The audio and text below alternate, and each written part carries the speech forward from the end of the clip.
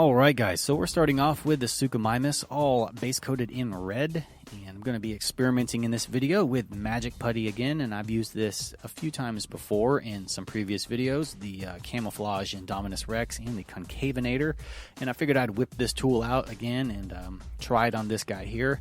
Now I don't really have any sort of set design that I was going for when I was working on this, just sort of laying down a foundation to build off of, to kind of be inspired by, and using the masking, the masking putty here to kind of mask these areas off. I could paint them all by hand, but that would take a little bit longer. But this right here is going to kind of give me a foundation to build off of, and that way the repaint will sort of evolve as it goes along, as I see things from different angles, and I'm looking at it and I'm like, oh, that would look cool here. This will kind of help me get from point A to point B a little bit quicker. And if you can ever find type of technique or tools along the way that help you get from point A to point B, use those tools. And it doesn't matter how you do it, as long as it works and it gets you from where you are to where you need to be in the repaint. I'm all for it, and that's why it's I don't use just one traditional thing, like I'll use Q-tips to paint stuff, and paintbrushes and sponges and paper towels or whatever I can use to get done what I need to get done on a repaint. And repaints like this, where I don't really have any sort of reference material, I'm just sort of making it up as I go along, are the ones that I enjoy the most. Is sort of really getting in there and being creative and creating something cool.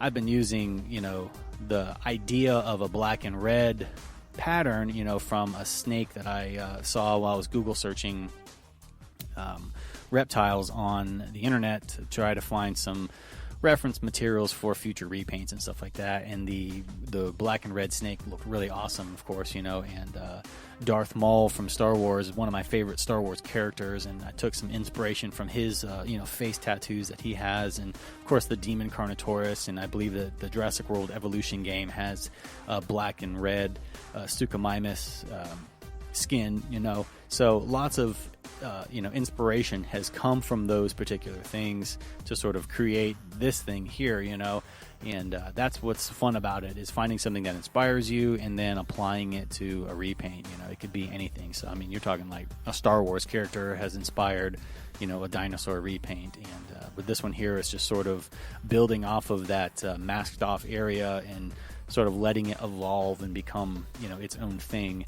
And really keeping the colors basic on this too, because the body is only red and black. That's all I'm using on the body, and to keep it basic, you don't really need a ton of colors to make a repaint look awesome. You can just use two colors like this right here, and use different tools to manipulate those colors to make them look differently. So I'm adding red washes, and I'm taking my airbrush and I'm fading the black into the red areas, and I'm sharpening the lines and the designs and the stripes on the body, and adding little dots on the scales and pebbles to really make everything pop and make the sculpt pop. And that's really what makes this thing really stick out and look good. Is like, it's not super complicated in terms of like color palette. It's really just all in the design of the stripes and everything like that.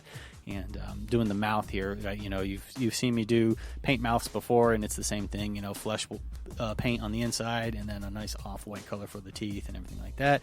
Claws, same exact thing.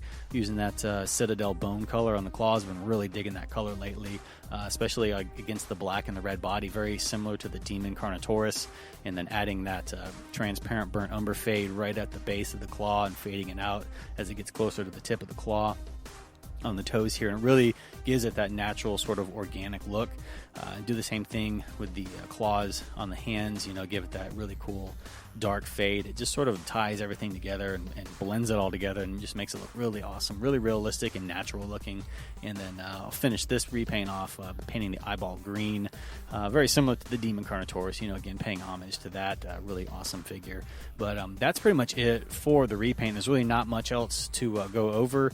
It's very, very basic, and with this one I was just really having fun with it, just sort of being creative and making stuff up as I went along. And that's really where you get to shine, when you don't have to worry about looking at a reference picture and trying to say, okay, I'm going to make that you know, I'm going to paint that. Sometimes you just need to get something and just go at it with paint and just start slinging paint on it and see what happens, you know. And I'm always encouraging people to really just be creative, you know, and get out there and get messy and make some mistakes and just have fun repainting dinosaurs. So that's going to do it for me for this video. I hope you guys enjoyed it. You found the information provided useful and it's inspired you to get out there and do some repainting.